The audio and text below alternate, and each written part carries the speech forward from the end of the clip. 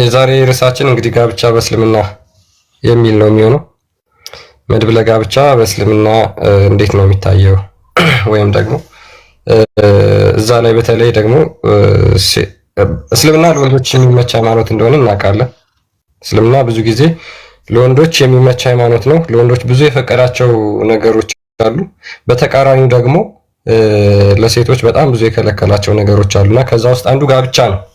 ጋብቻ እንዴት ነው የሚመለከቱት? በተለይ ደግሞ ከመወሰን ደረጃ በቁጥር ከመወሰን ደረጃ እስከ ምን ያህል ድረስ ወንዶቹ ማግባት ይችላሉ፣ ሴቶች ምን ያህል ይፈቀድላቸዋል የሚለውን የምንመለከት ይሆናል ማለት ነው።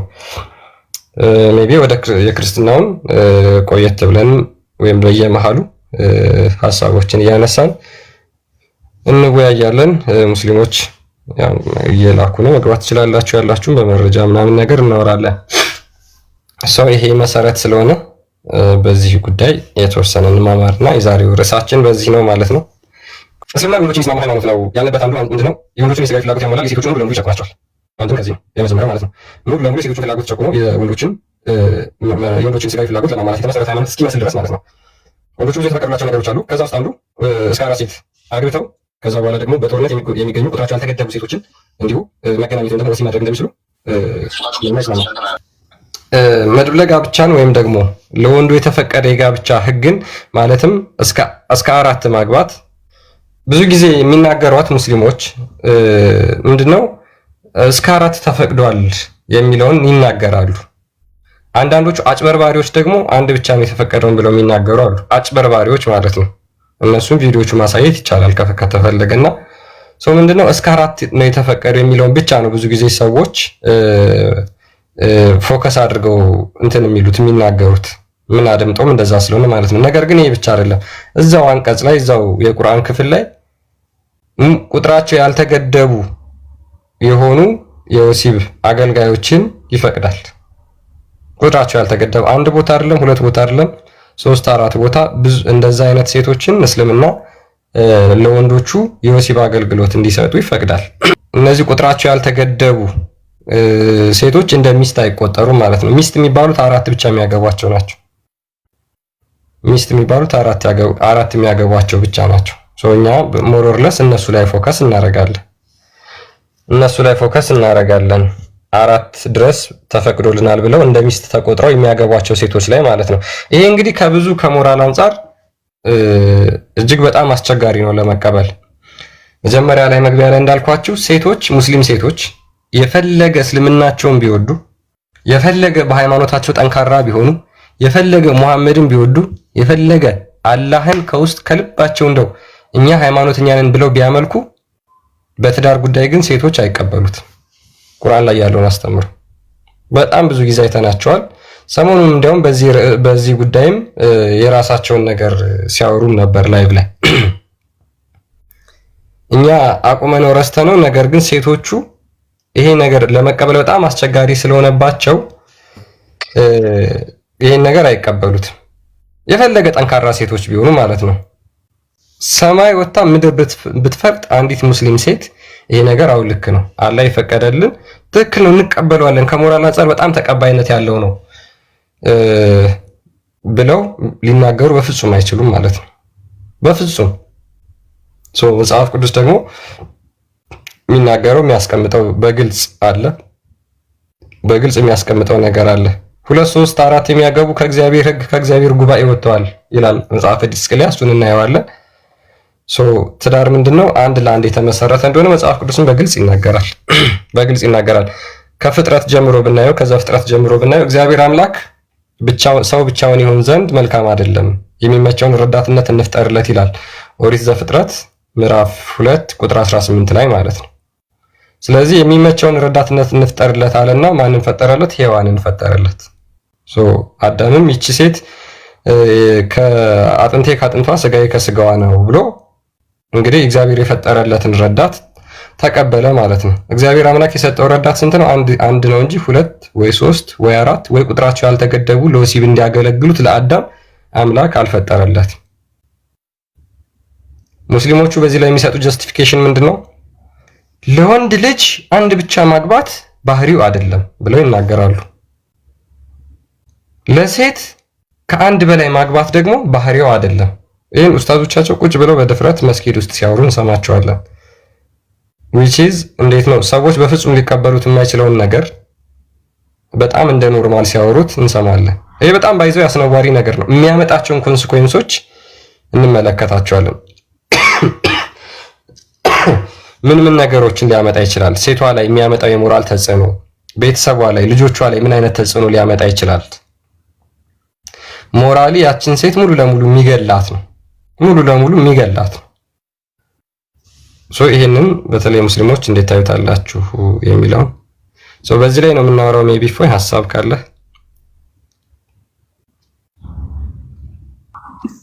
2 2 3 3 4 4 አታግቡ ልትል ነው? አንተ ምን ቤት ነህ? ሴቶቹ እሺ ካሉ አንተ ምን ቤት ነህ ይለዋል። ይመጡና እንደ ቆሎ አደረጋቸው እኮ እንደ ቆሎ አፈስ ቃም እንደምታደርገው 2 2 3 3 ማግባት አለብህ። በቃ አይነት ስታፍ ማለት ነው። 4 ቁጥር 20 ላይ በሚስትም ስፍራ ሚስትን ለመለወጥ ብትፈልጉ ምን ለማለት ለመለወጥ ምንድን ነው የሚፈልገው? ሚስቱን ለመለወጥ ቢፈልግ ለአንደኛይቱ ለምትፈታው ብዙውን ገንዘብ የሰጣችሁ ስትሆን ከእርሱ ምንም አትውሰዱ። መጀመሪያ የሰጣት መህር እንዳለ ሆኖ እሱን ሰጥቶ ብቻ በሌላ ሴት ይለውጣታል ማለት ነው። በሌላ ሴት ይለውጣታል። ይሄ በጣም በመጽሐፍ ቅዱስ በነገራችን ላይ አስቀያሚ ትምህርት፣ በጣም ቆሻሻ ትምህርት ነው። በጣም ቆሻሻ ትምህርት። እግዚአብሔር አምላክ በትንቢተ ሚልክያስ ምዕራፍ 2 ላይ ቁጥር 4 ጀምሮ እናንተ ስለምንድን ነው ብላችኋል? ሚስትህ ባልንጀራህና የቃል ኪዳን ሚስትህ ሆና ሳለች እርሷን አታላታልና እግዚአብሔር ባንተና በልጅነት ሚስት መካከል ምስክር ስለሆነ ነው። ሉክ እግዚአብሔር የሕይወትን መንፈስ አንድ አድርጎ ጠብቆ የለምን? እርሱም የሚፈልገው ምንድን ነው? ዘር አይደለምን? ስለዚህ መንፈሳችሁን ጠብቁ። ማንም የልጅነት ሚስቱን አያታል። መፋታትን እጠላለሁ ይላል እግዚአብሔር አምላክ። ምን እላለሁ? መፋታትን እጠላለሁ ይላል እግዚአብሔር አምላክ። ልብሱን በገፍ ስራ የሚከድነውን ሰው እጠላለሁ ይላል የሰራዊት ጌታ እግዚአብሔር። ስለዚህ እንዳታታልሉ መንፈሳችሁን ጠብቁ። መንፈስን ታቆሽሻለህ። ሚስትን ብታታልል ብትፈታ መንፈስን ታቆሽሻለህ። የእግዚአብሔር መንፈስ በሰውነታችን ውስጥ የሚያድረውን እሱን እናቆሻለን፣ እሱን እናታልላለን። በእስልምናውስ ወንዶች ሚስትን በሚስት ስፍራ መለወጥ እንዲችሉ ፈቃድ ሰጥቷቸዋል። ለዛውም ስንት ካገቡ በኋላ አንድ ሚስት ብቻ ኖሮት እንደው ያ ሰው ሳይወድ ምናምን ነገር አይደለም። በነገራችን ላይ ሱራ 4:3 ላይ ምን ብሎ ይናገራል? ከሴቶች ለእናንተ የተዋውላችሁን ምን ያሉላችሁን ቆንጆ እንዲያው ያማሩ የሚመስሏችሁን 2 2 3 3 4 4 አግቡ። ስንት የተዋቡላችሁን ቆንጆ ማለት ነው። እነሱን መርጣችሁ 2 2 3 3 አግቡ ብሎ ይናገራል። ጋ ደግሞ ምን ፈቅዶለታል? ዝቅ ብሎ ሱራ 4 ቁጥር 20 ላይ በሚስት ስፍራ ሚስትን ለመለወጥ ብትፈልግ ለአንደኛይቱ ወይም እንደምትፈታው ብዙን ገንዘብ የሰጣችሁ ስትሆኑ ከሱ ምንም አትሰሩባት ይላል። ስለዚህ መህሯን ሰጥተህ ትሸኛታለህ፣ ትለውጣታለህ ማለት ነው። ሌላ አራተኛ ቆንጆ ሚስት የተዋበችልህን ትፈልጋለህ። ይሄ ሁሉ ነገር ያለው በነገራችን እስልምና ልጅ በጣም አክብረዋል ብለው የሚናገሩበት የሴቶች ተብሎ ከተሰየመ ውስጥ ነው። በጣም ስለ ሴቶች ልዩ ክብር ስለሰጠ እስልምና የሴቶች ምዕራፍ የሚል ተሰይሞበታል። የሴቶች ምዕራፍ እኛ በእርግጥ ለዚህ ጥያቄዎች ነበሩ። የአጋንንት ምዕራፍ አለ። አጋንንትን ሰይጣናትን ስላከበረ ነው የአጋንንት ምዕራፍ የሰየመው። የመጎዳዳት ምዕራፍ የሚል አለ። የሐሜት ምዕራፍ የሚል አለ። ስለዚህ ምንም ሴት ልጅ ስላከበራት አይደለም። እንዲያው ፎር ዘ ሴክ ኦፍ አርጉመንት ሴቶችን ስላከበረ ነው የሴት ምዕራፍ የሚል የተሰጠው ብለው ካሉ ኦኬ፣ የሴቶች ምዕራፍ ውስጥ እንደዚህ አይነት ነገሮች አሉ። ምን የሚሉ ሴቶችን ዲስግሬስ የሚያደርጉ ሴቶችን የሚያዋርዱ ማለት ነው። ሴቶችን የሚያዋርዱ ሉክ አንድ ወንድ አንድ ወንድ በእስልምና 4 ሴት አግብቶ እንግዲህ ተራ ይኖራቸዋል። ያቺ ሴት ተራዋን ትጠብቃለች። ባሌ መጣ አልመጣ ዛሬ እኮ ተራይ ነው እያለች በአይምሯን በምን ያህል እንደሚጨነቅ ልትረዱት ትችላላችሁ። እስኪ ባሌ ዛሬ ነው የሚመጣ ነገ ነው፣ ተራይ እኮ ደረሰ፣ ወይኔ ተራይ እኮ አለቀ፣ በቃ ሊሄድ ነው እያለች የምትጨነቀውን ጭንቀት አስቡ። አይ እንደዛ ብላ የምትጨነቅ አይደለ ወይ ልትጨነቅ አትችልም ወይ ልትጨነቅ አይገባትም ካላችሁ ኦኬ፣ ያገባት ዝም ብሎ ለስጋዊ ፍላጎት ነው እንጂ ሳይዋደዱ ወይም ደግሞ የጋራ ስምምነት ሳይኖር የጋራ ፍቅር ሳይኖር ነበር ማለት ነው። ዝም ብሎ ጀስት የስሜት እርካታን ብቻ ለመወጣት በፍቅር የተገነባ ትዳር፣ በፍቅር የተገነባ ባልና ሚስት ከሆኑ ግን እንዴትም ሆኖ ባሏ ሲመጣ ሲሄድ የኔ ተራ ደረሰ አልደረሰ፣ ቀኔ ደረሰ አልደረሰ እያለች ስትጨነቅ ነው የምትኖረው ማለት ነው። አንዱ ይሄ ነው። ባሌ መጣ ባሌ ሄደ እያለች ስትጨነቅ ኢማጂን። አንዲት ሴት መጽሐፍ ቅዱስ ምን ይላል? መጽሐፍ ቅዱስ ምን ይላል? አንዴ ላውጣና ላሳያችሁ። ሙስሊሞች ካሉ ሜቢ ሞዴሬተር ማስገባት ትችላላችሁ። ኦሪት ዘፍጥረት ምዕራፍ 2 ላይ ኦኬ ቁጥር 12 ምዕራፍ 2 ቁጥር 24 ላይ ምን ይላል?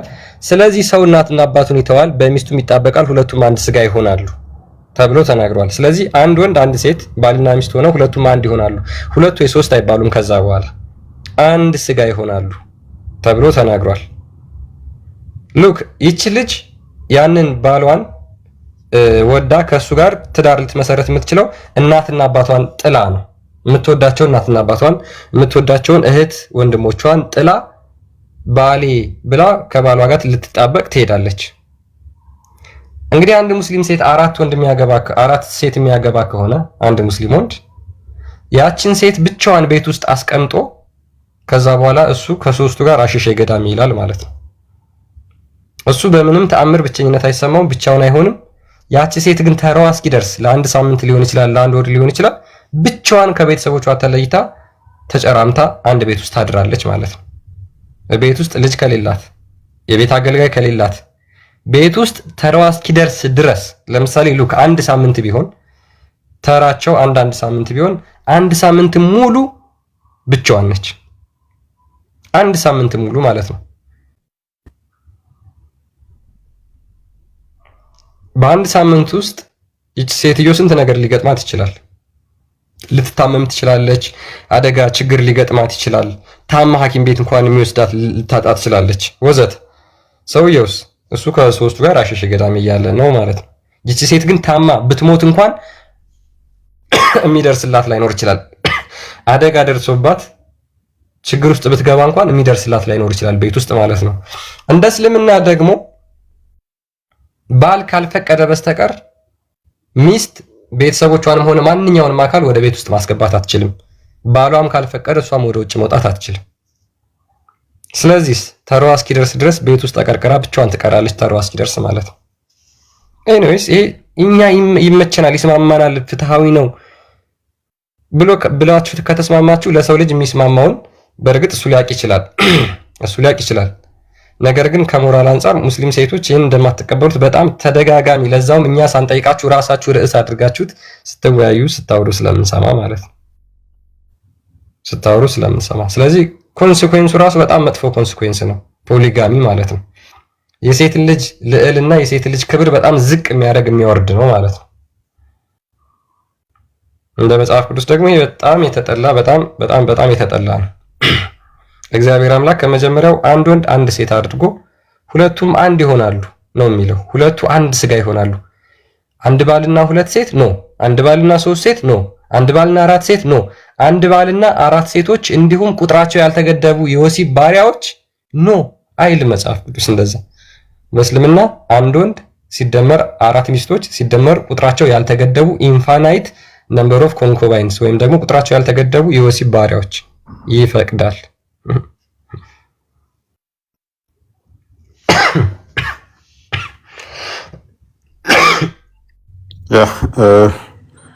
ሜቢ ጊዜውን እንትን ማለት አስፈላጊ ነው። ጊዜውን ዋጁ።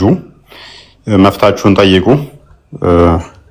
ጤናማ አይደለም፣ ጤናማ አይደለም።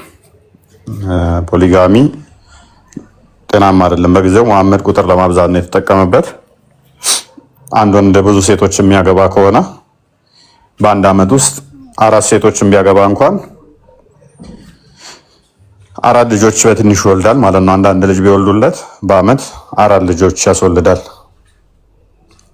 አንድ ሴት ግን 4 ወንድ ብታገባስ አንድ ልጅ ነው የሚወልዱት አራቱም።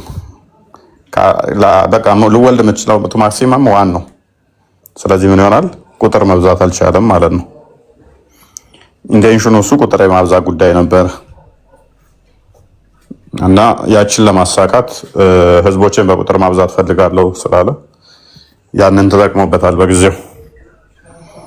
ያንን ቁጥር ለማሟላት ደግሞ ነሰሰርሊ ወንዱ ሙስሊም ሴትን ብቻ ከሆነ የሚያገባው ሙስሊሙ ሴቶቹ ያንሳሉ። ነሰሰርሊ ለወንዱ ይህንን ፍላጎት ለማሟላት ምን ተጠቀመ? የሙስሊም ወንድ የክርስቲያን ሴትን ወይም የአይሁድ ሴትን ማግባት ይችላል። ሴቷ ግን ሙስሊም ያልሆነ ወንድ ማግባት አትችልም የሚል ሌላ ታክቲክ ፈጠረ ማለት ነው። ሌላ ሲስተም ፈጠረ። ይሄ ጤናማ አይደለም። ቁጥር ለማብዛት በእንደዚህ አይነት ታክቲክ አይሆንም፣ አይመጣውም ማለት ነው። መጽሐፈ ዲድስቅልያን አንዴ ክፈተው። ቅድም ስላነሳው ባልየው እንግዲህ ሚስትየዋን ምን ማድረግ ይችላል? ልታምጽብኝ ብሎ ከሰጋ ቁጥር 23 ምዕራፍ 1 ልታምጽብኝ ትችላለህ ብሎ ከሰጋ ምን ማድረግ ይችላል? ባልጋ መለየት፣ መምታት ይችላል። መምታት፣ ባልጋ መለየት ይችላል። መጽሐፍ ቅዱሳችን ግን ምን ይላል? እኛስ የኛ አስተምሮስ ምን ይላል? ቁጥር 23 ላይ ምዕራፍ 1 ቁጥር 23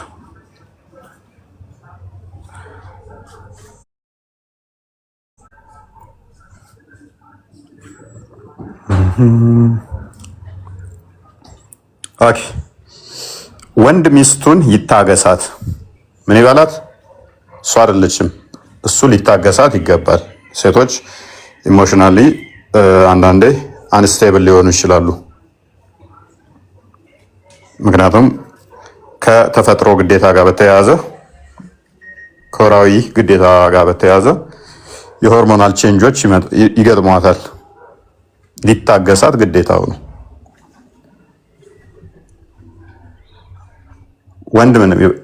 ወንድ ሚስቱን ይታገሳት፣ ትዕቢተኛና ግብዝ አይሁን። ወንድ ላይ በሴት ላይ ምን ሊሆን አይገባም? ግብዝና ትዕቢተኛ ሊሆንባት አይገባም በሚስቱ ላይ። ነገር ግን የሚራራና ቅን ይሁን። ምን መሆን አለበት? ባል ለሚስቱ ሊራራላት ቅንም ሊሆንላት ይገባዋል። ለብቻዋ በፍቅርና በትህትና ደስ ያሰኛት። 4 እያገባ በላዋ ላይ ደግሞ ሰራተኞችን ባሪያዎችን ማለት ነው ቁጥር ስፍር የሌላቸው መገናኘት ይችላል ነው የሚለው እስልምናው። ስፍር ቁጥር የሌላቸው በእጆቹ ያሉትን ባሮች ወይም በምርኮ የያዛቸው መገናኘት ይችላል። ይህንን አልጋዋ ላይ ሰራተኞቿን ሲገናኝ ሚስት ደስ ይላታል? አይላትም። እስልምናው ስለፈቀደው ማለት ነው። 4 ሲያገባባት ደስ ይላታል? አይላትም። ምን ይላል? የሚራራና ቅን ይሁንላት፣ ለብቻዋም በፍቅርና በትህትና ደስ ያሰኛት፣ ግብዝና ምን አይሆንባት? ትዕቢተኛ አይሆንባት። እንዳታስተውም ወይም እንዳታሳስተውም ሌላይቱን ሴት አይውደድ፣ አይመኛትም። ከሚስቱ ሌላ ሴት እንዳታሳስት ምን ማድረግ አለበት? መውደድ፣ መመኘት የለበትም። የራሱ ሚስት ማስደሰት፣ መታገስ፣ መንከባከብ፣ በፍቅር ጠብቆ መያዝ ግዴታው ነው። እንዳይሰናከል፣ እንዳይሳሳት ሌላይቱን መውደድ ማለትም መውደድ ሲባል ሚስቱን በሚወድበት አይን ሌላይቱን ሊወድ አልተፈቀደለትም፣ አይቻልም። ይሄ የሚያደርግ ከሆነ ወንጀል ነው። አብዛኞቻችሁ ታደርጉታላችሁ፣ ወንጀል ውስጥ ናችሁ፣ ኃጢአተኛ ናችሁ። መጽሐፉ ነው የሚለው፣ ወይም እኔ ያለውም ወይም ክርስቲያን አይደለም የሚለው። አንድ ቀለሜንጦስን አንድ ክፈተው 9:3 መጽሐፉ ስለሚል ማለት ነው። አዳሜ በየጢሻ ውስጥ እንትን የምትይ ሚስትሽን ትተሽ አዳሜ እንትን የምትል ተመለሱ። ጤናማ አይደለም። ጋብቻ መስረታችሁ በጎን ሌላ ቦታ የምትሄዱ ወንዶችም ሆናችሁ ሴቶች ተመለሱ። አስተምሮታችሁን ወቁ። 9:3 እንደዚህ ይላል፣ ሰው ሁሉ በአንዲት ሚስት ጸንቶ ይኖር። በስንት ይላል? አንድ ስንት ነበረ? አንድ ማለት ለእናንተ አዲስ አበባ አንድ፣ ባህር ዳር አንድ፣ መቀሌ አንድ፣ አዳማ አንድ የመሰላችሁ ሰዎች ተመለሱ። ሰው ሁሉ በአንዲት ሚስት ጸንቶ ይኑር። እንዲሁም ወንድማችን ጳውሎስ እንዲህ አለ፣ ሚስት ካገባህ ጀምሮ ከሚስትህ ተለይተህ በሌላ ቦታ ብዙ አትቆይ።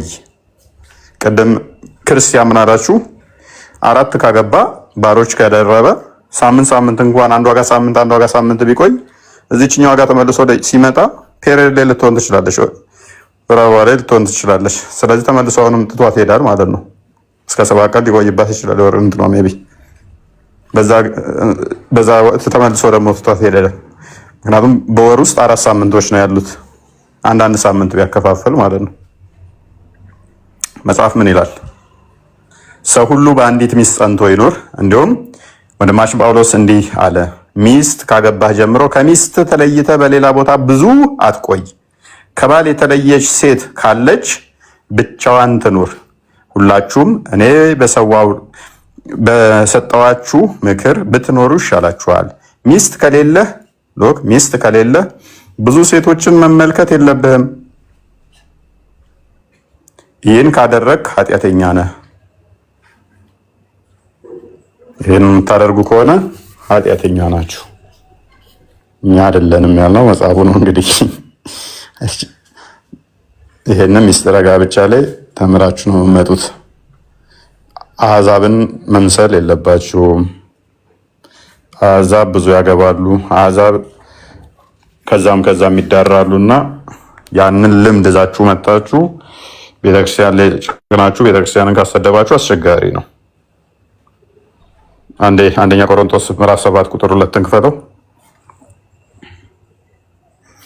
የአሕዛብን ልማድ ወደ ቤተክርስቲያን ስለገባና ቤተክርስቲያን በእኛ ስለተሰደበች እምነቱ እንደዛ ስለሚመስል ሰዎች ወደ እምነታችንም እንዳይመጡ እንቅፋት ሆነዋል። ይሄ ነገር ደግሞ በጣም አስቸጋሪ ነው። ጳውሎስ ምን ብሎናል? አስቀድሞ በአንደኛ ቆሮንቶስ ምዕራፍ 7 ቁጥር 2 ላይ ነገር ግን ስለ ዝሙት ጠንቅ ለእያንዳንዱ ለራሱ ሚስት ትኑረው፣ ለእያንዳንዲቱ ደግሞ ለራሷ ይኑራት። ሚስቶች ይኑሩት ነው ያለው ወይንስ ሚስት ነው? ነገር ግን ስለ ዝሙት ጠንቅ ለእያንዳንዱ ስንት ይኑራችሁ? ምን ይኑረው? ሚስቶች ይኑሩት ነው? ሚስቶች ይኑራችሁ ነው? ሚስት ትኑረው። ለእያንዳንዱ ሚስት ትኑረው። ሚስቶች አይደለም የተባለው። ለእያንዳንዲቱ ደግሞ ምን ይኑራት? ባሎች አይደለም የተባለው፣ ባል ይኑራት። ለሴቷም አልተፈቀደም፣ ለወንዱም አልተፈቀደም፣ ለሁለቱም አልተፈቀደም። መለየትስ ይችላል ወይ? አይችልም። ባል ለሚስቱ የሚገባትን ያደርግላት። ቁጥር 3 እንደዚሁም ደግሞ ሚስቲቱ ለባሏ።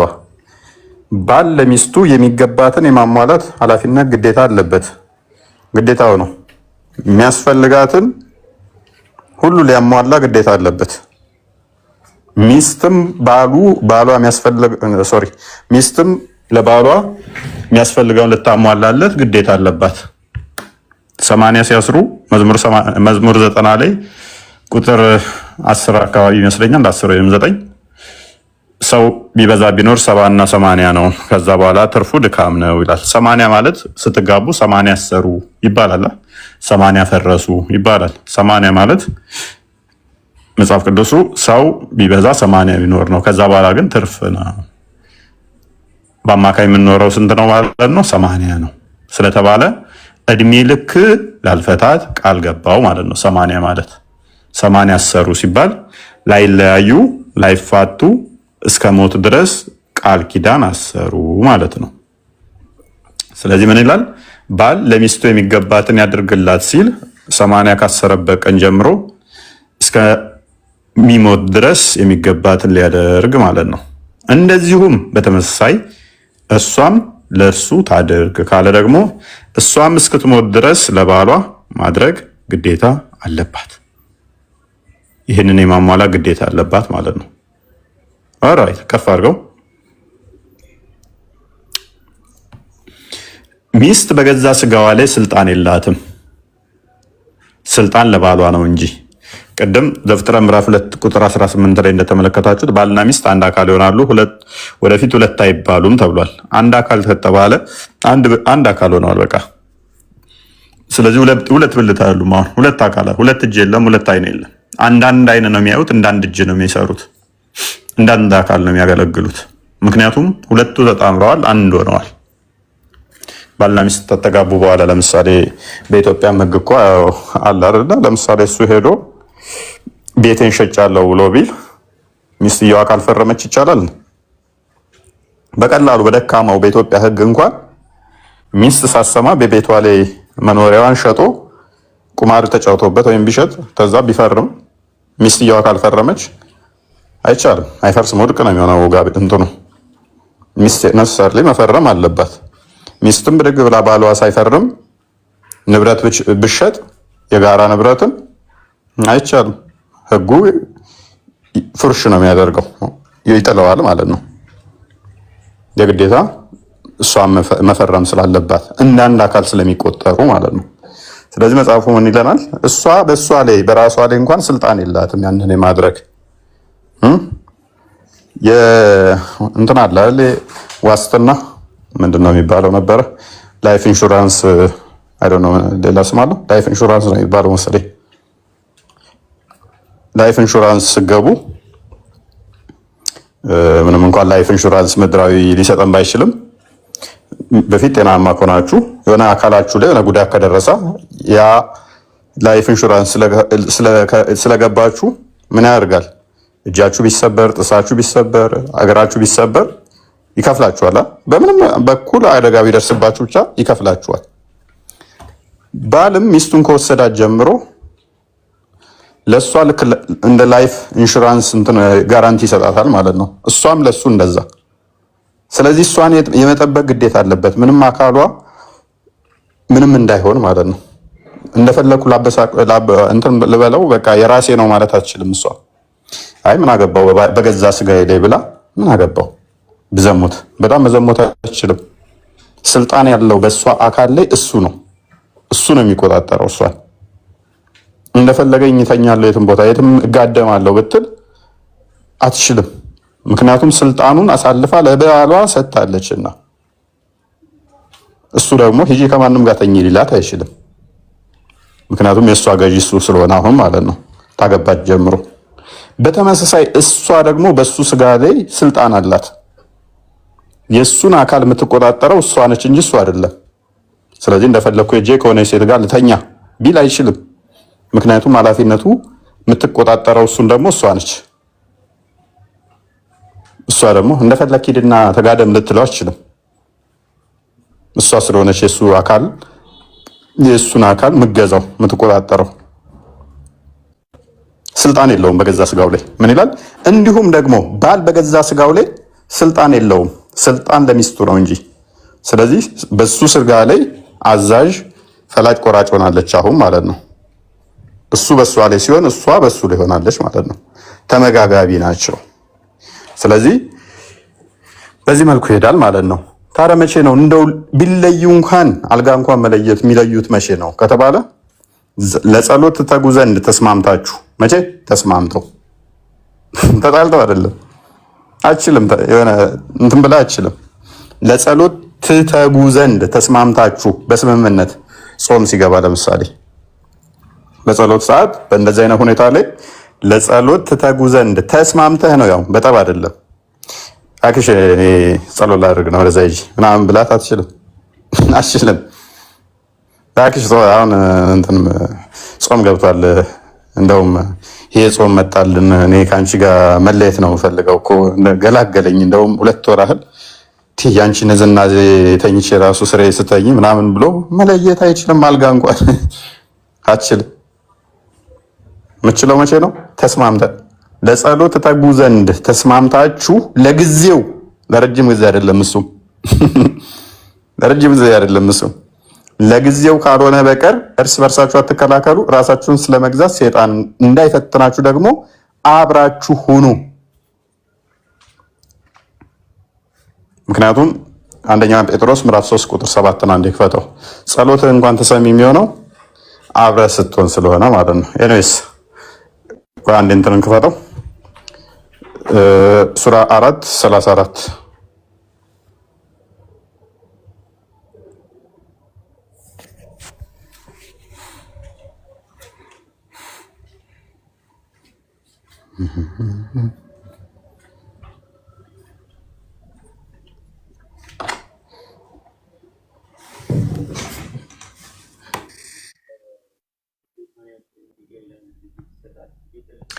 ኦልራይት ወንዶች በሴቶች ላይ ቋሚ አሳዳሪዎች ናቸው አለ ቁርአኑ።